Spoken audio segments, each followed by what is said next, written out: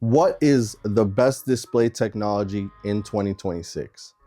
Is it the tried and true IPS panel, a retina searing mini LED, or OLED with its infinite contrast and those inky blacks? Today we're settling the debate. I'm going to give you a quick, no-nonsense refresher on what each display tech brings to the table, so when it's time to upgrade your TV or monitor, you can buy with confidence. And maybe you can even tell that Best Buy employee, I'm good, I watch 508 Tech. Starting things off with IPS, the reliable OG. IPS panels first hit the market back in 1996, thanks to Hitachi.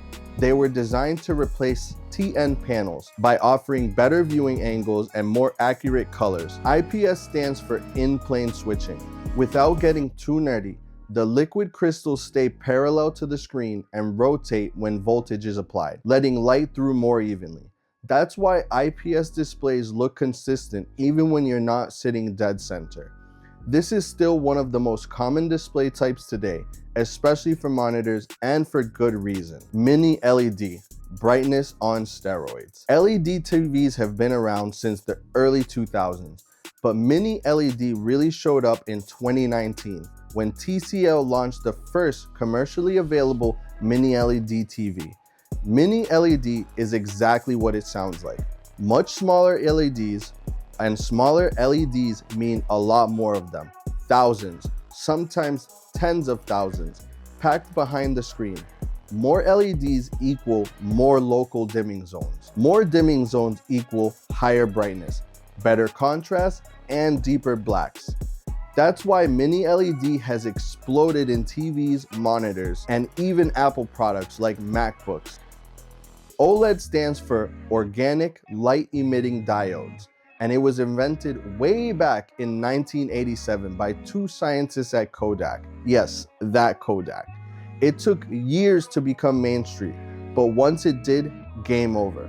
OLED screens don't need a backlight. Each pixel lights itself up and can turn completely off, giving you perfect blacks, insane contrast, vibrant colors, and lightning fast response times. The first OLED smartphone was the Samsung Galaxy in 2009, and LG launched the first LG OLED TV shortly after. Since then, OLED has become the gold standard for image quality. So, which one is best in 2026? Here's where real-world usage matters. I've owned an LG OLED TV since 2019, an OLED monitor, and mostly IPS TVs over the years, and I currently use a mini LED MacBook Pro daily. So what I'm about to say is based on actual daily use and not spec sheets. OLED, best overall with one caveat. OLED has come way down in price over the past 5 years. Brightness and reliability have improved massively. Yes, burn-in exists, but let's be real. You have to actively abuse the panel to make it happen. I've had my LG OLED for 6 years, and it still looks phenomenal, with zero burn-in. OLED still isn't my first pick for bright living rooms, unless you're willing to spend serious money on a high-end panel with strong full-screen brightness. But for gaming monitors, movie rooms, bedrooms, or anywhere you can control lighting, OLED is absolutely the best display technology going into 2026, no question. I recently shopped for a new living room TV and went with mini LED, and that decision was easy. Mini LED gets ridiculously bright, which is perfect because my wife likes our living room bright, windows open, lights on, the whole thing. Yes, blooming can still happen, but modern LED panels have gotten so good that they can legitimately rival some OLEDs in real-world viewing.